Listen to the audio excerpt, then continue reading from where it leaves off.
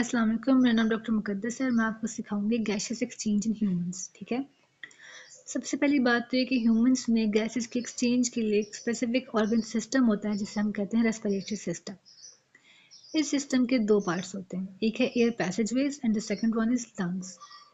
Air passageways basically aid करते हैं for the entry of the air into the lungs और फिर उसके बाद एक्सपायरेशन में, यानी कि इंस्पायरेशन और एक्सपायरेशन में हेल्प करते हैं। The second one was lungs. ठीक है, तो जो लंग्स हैं ये बेसिकली मेन ऑर्गन होता है जहाँ पे गैसेस की एक्सचेंज होती है इनटू द ब्लड। फिर हम डिटेल में पढ़ते हैं एयर पैसेजवेज को।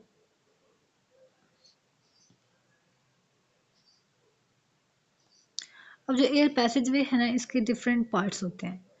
The first one is nose. अब नोज में नेजल कैविटी होती है। ठीक है।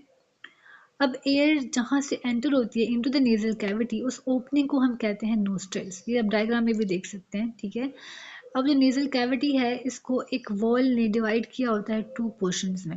अगर हम बाहर से भी देखें तो हमें एक वॉल दिखाई देती है। ठीक है, तो उसे हम कहते हैं नेजल सेप्टम, और जो कि इसको डिवाइड करता है दो पार्ट्स में। अब ईच पार्ट को लाइन करता है हेयर और म्यूकस। अब जो हेयर म्यूकस हैं उनके स्पेसिफिक फंक्शंस हैं। हेयर म्यूकस फिल्टर आउट करते हैं डस्ट पार्टिकल्स को एयर से, और म्यूकस का एक और मेन फंक्शन ये होता है कि वो मॉइस्ट करता है और वार्म करता है एयर को, यानी कि जो एयर एंटर हो रही है, ठीक है, उसको हमारे बॉडी टेम्परेचर के साथ अलाइन कर देता है, यानी कि 37 डिग्री सेल्सियस तक ले आता है। फिर इसके बाद ये देखें फेरिंग्स। अब नेजल कैविटी और ओरल कैविटी जो है वो दोनों आगे कंबाइन होते हैं फेरिंग्स में। अब यानी कि फेरिंग्स में जो हम खाते हैं यानी कि बोलस भी आ रहा है, और जो हम सांस लेते हैं तो एयर भी आ रही है। ठीक है। अब यहाँ पे आके दोनों मीट कर जाते हैं, लेकिन बेसिकली एपिग्लॉटिस वो चीज़ होती है, ठीक है, जो कि सिर्फ एयर के पैसेज वे को अंदर आने देती है इनटू द ट्रेकिया, और बोलस को डाइवर्ट करती है टुवर्ड्स द इसोफेगस। अब यहाँ पे आपकी बुक में लिखा हुआ है कि जो नेजल कैविटी है ये ओपन होती है इनटू द फेरिंग्स, ठीक है, थ्रू इंटरनल नोस्ट्रल्स। अब नोस्ट्रल्स का जिक्र हमने पहले भी किया था, जहाँ से एयर एंटर होती है from outside atmosphere into the nasal cavity, और अब हम यहाँ पे दोबारा से इंटरनल नोस्ट्रल्स का जिक्र कर रहे हैं, जो जहाँ से एयर एंटर होती है from the nasal cavity into the pharynx. ठीक है।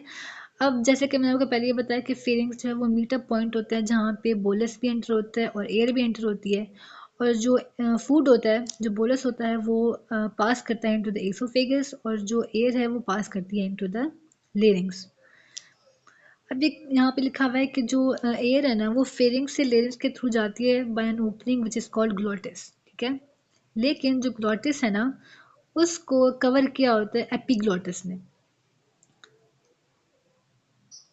तो ग्लॉटिस सिर्फ एक नैरो ओपनिंग है, और जो एपिग्लॉटिस है ये बेसिकली एक फ्लैप होता है जो कि रिस्ट्रिक्ट करता है फूड को from entering into the larynx. अब हम पढ़ते हैं कि लेरिंग्स क्या होता है। तो basically larynx is a box, ठीक है, which is made of cartilage. अब जिस तरह होता है हमारे पास स्केलेटन सिस्टम में बोन्स होती हैं, कार्टिलेजेस होते हैं, टेंडन्स होते हैं, लिगामेंट्स होते हैं, तो जो लेरिंग्स है ये बेसिकली कार्टिलेज होता है। ठीक है। तो ये प्रेजेंट होता है बिटवीन द फेरिंग्स और ट्रेकिया, यानी कि जो एयर है वो फेरिंग से लेरिंग्स में और लेरिंग से ट्रेकिया में जाती है। तो इसको हम वॉइस बॉक्स भी कहते हैं। इसको हम वॉइस बॉक्स क्यों कहते हैं? क्योंकि इसके अंदर दो वोकल कॉर्ड्स होते हैं। ठीक है। अब वोकल कॉर्ड्स क्या होते हैं? वो फाइब्रस से बैंड्स होते हैं, ठीक है, जो कि जब एयर पास करती है उनके थ्रू तो वो वाइब्रेट करते हैं, जिसकी वजह से वॉइस बनती है। इसलिए हम इनको वॉइस बॉक्स या फिर वोकल कॉर्ड्स कहते हैं। अब जो वोकल कॉर्ड्स है ये बाकी लिप्स की मूवमेंट के साथ, चीक्स की मूवमेंट, टंग की मूवमेंट, जॉ की मूवमेंट, सब के साथ मिल के स्पेसिफिक साउंड्स क्रिएट करते हैं, जिसकी वजह से स्पीच बनती है। अब हम पढ़ अब हम बात करते हैं ट्रेकिया की। तो ट्रेकिया को हम कहते हैं विंड पाइप। इसको हम विंड पाइप क्यों कहते हैं? देखिए, जो हमने बात की थी फेरिंग्स की, तो फेरिंग्स के दो फंक्शंस थे, एक to pass the bolus and secondly to pass the air. अगर हम लिरिक्स की बात करें तो उसके भी दो ही फंक्शंस थे, एक था कि एयर को पास करना और दूसरा वॉइस क्रिएट करना। लेकिन जो ट्रेकिया है उसने सिर्फ सिर्फ एक ही काम करना है, टू पास द एयर, इसलिए हम इसको स्पेसिफिकली विंड पाइप कहते हैं। इसकी लेंथ तकरीबन 12 सेंटीमीटर होती है, और ये anterior to the oesophagus present होता है, यानी कि इसोफेगस के सामने पड़ा होता है। अब जो ट्रेकिया है ना, इसको लाइन किया होता है सी शेप्ड कार्टिलेजिस रिंग्स ने, ठीक है। और ऐसा क्यों होता है? क्योंकि ताकि जो ट्रेकिया है वो कोलैप्स ना कर जाए, यानी कि वो पिचक ना जाए। अब जो ईसोफेगस होता है ना, वो नॉर्मली कोलैप्स्ड रहता है, ठीक है। और जब फूड उसमें से पास करता है ना, बोलस पास करता है, तब वो पेरिस्टैटिक मूवमेंट्स के थ्रू फूड को टुवर्ड्स द स्टमक पास कर देता है। लेकिन जो ट्रेकिया है उसमें तो एयर ने पास करना होता है, तो इसलिए उसमें कार्टिलेजिनस रिंग्स होते हैं जो कि ट्रेकिया को कोलैप्स होने नहीं देते। अब ट्रेकिया के बाद आते हैं ब्रोंकाई। तो जो ब्रोंकाई होते हैं, ये बेसिकली दो ब्रोंकाई होते हैं फॉर ईच द लंग। अब हर लंग के लिए स्पेसिफिक ब्रोंकाई है, ठीक है। अब जो ब्रोंकाई है, इसमें इसमें भी स्पेसिफिकली कार्टिलेजिनस प्लेट्स होती हैं। उस ट्रेकिया में कार्टिलेजिनस रिंग्स थी और इसमें कार्टिलेजिनस प्लेट्स होती हैं, ठीक है। और ये जो ब्रोंकस है, ये एयर को मूव कराते हैं from the trachea into the lungs. अब आगे हम पढ़ते हैं ब्रोंकियोल्स। अब जो ब्रोंकाई हैं, वो मज़ीद डिवाइड होते जाते हैं into the lungs to form very fine tubes which are called bronchioles, यानी कि मज़ीद पतले ट्यूब्स बन जाती हैं जिन्हें हम ब्रोंकियोल्स कहते हैं। अब जो ब्रोंकियोल्स होते हैं, ये मज़ीद अपनी जो कार्टिलेज है उसको लूज़ करते जाते हैं और बिल्कुल नैरोअर ट्यूब्स बन जाती हैं। अल्टीमेटली उन्हें हम कहते हैं एल्वियोलर डक्ट्स, ठीक है। अब जो एल्वियोलर डक्ट्स हैं, इसके बाद एक स्पेसिफिक पाउच होता है जिसे हम कहते हैं एल्वियोलाई। अब जो एल्वियोलाई है, वो एज अ रेस्पिरेटरी सरफेस काम करता है इन ह्यूमन बॉडी, जहाँ पे बेसिकली एयर की एक्सचेंज होती है इनटू द ब्लड। अब जो एल्वियोलाई होता है ना, वो एक सैक लाइक स्ट्रक्चर होता है, पाउच होता है, जिसको सिर्फ एक सिंगल एपिथेलियम ने कवर किया होता है।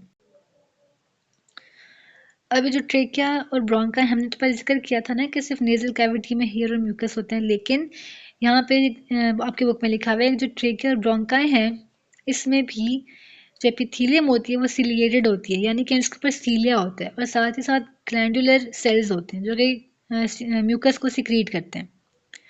अब जो म्यूकस सिक्रीट होता है ना, इसको सीलिया मूव कराते हैं upwards towards the oral cavity, जहाँ से ह्यूमन उसको स्वेलो करता है और वो इसोफेगस के थ्रू स्टमक में आते हैं। और या तो ये होता है कि ह्यूमन इसको कफ कर लेता है और फिर वो जो सिक्रीशंस होती हैं वो स्पूटम के थ्रू आउटसाइड द बॉडी चली जाती हैं। अब जो अच्छा, तो हार्ट के राइट वेंट्रिकल से पल्मोनरी आर्टरी निकलती है जो कि डीऑक्सीजनेटेड ब्लड लेके जाती है from the heart into the lungs. अब जो पल्मोनरी आर्टरी है वो डिवाइड करती है into the arterioles and then into the capillaries. और जो ये कैपिलरीज होती हैं, ये बेसिकली एल्वियोलाई को सराउंड करती हैं, ठीक है। और जब वहाँ पे गैस का एक्सचेंज हो जाता है, तो तब जो कैपिलरीज हैं ये दोबारा से ज्वाइन करके बनाती हैं venules and then pulmonary vein, और वो आती है इनटू द लेफ्ट एट्रियम। और इस पल्मोनरी वेन में होता है ऑक्सीजनेटेड ब्लड। चलो, ये हमारे पास केपी की बोर्ड की बुक है, ठीक है। इसमें देखें, इसमें बिल्कुल वैसी ही चीज़ें लिखी हुई हैं, बिल्कुल सेम सेंटेंसेज हैं, लेकिन कुछ एक्स्ट्रा चीज़ें हैं तो मैं आपको सिर्फ वो बता देती हूँ। इसमें देखें, ये पहले यहाँ पे फेरिंग्स में लिखा हुआ है, the nasal cavities lead into the pharynx which is about a 4.5 inches long muscular passage, ठीक है। तो जो पंजाब टेक्स्ट बुक बोर्ड की बुक है, उसमें फेरिंग्स की लेंथ नहीं लिखी हुई, तो यहाँ पे लेंथ लिखी हुई है। और दूसरा जो पिंक बॉक्स है, यहाँ पे लिखा हुआ है, we should breathe through the nose and not through the mouth to keep our cells healthy. फिर इसके बाद नीचे एक और पिंक बॉक्स है जिसमें लिखा हुआ है, the pharynx contains tonsils and adenoids which are organs of lymphatic tissue used to trap and filter microorganisms। तो फेरिंग्स भी जो है ना, ये फिल्टर आउट करता है माइक्रोऑर्गेनिजम्स को और डस्ट को, ठीक है, क्योंकि इसमें टॉन्सिल्स होते हैं और एडिनॉइड्स होते हैं और ये लिम्फेटिक ऑर्गन्स होते हैं।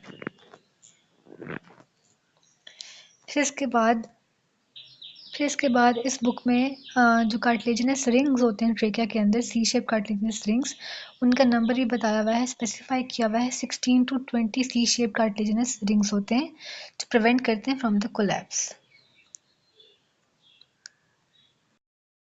अच्छा, तो ये हमारे पास सिंथ टेक्स्ट बुक बोर्ड की बुक है बायोलॉजी की। इसमें भी देखें, ये बिल्कुल वैसी ही चीज़ें लिखी हुई हैं, सेम सेंटेंसेस हैं, बस यहाँ पे आके ना ये जो फर्स्ट पैराग्राफ है, इसमें जो फर्स्ट लाइन है, air from the outside enters into the nasal sacs through the external nostrils. This entire passage through which the air passes is lined by mucus secretory ciliated cells. ठीक है. The internal surface has rich blood capillaries which turn the incoming air slightly hot. तो इसने भी तकरीबन वही बात लिखी हुई है कि यहाँ पे हेयर होते हैं और म्यूकस में बेन होती है. ठीक है. तो इसने हेयर का बस यहाँ पे इसने हेयर की जगह बस सिक्रीटरी सिलेटेड सेल्स का यूज़ किया है. ठीक है. तो बाकी जो चीज़ें हैं वो बिल्कुल सेम वैसी ही लिखी हुई हैं.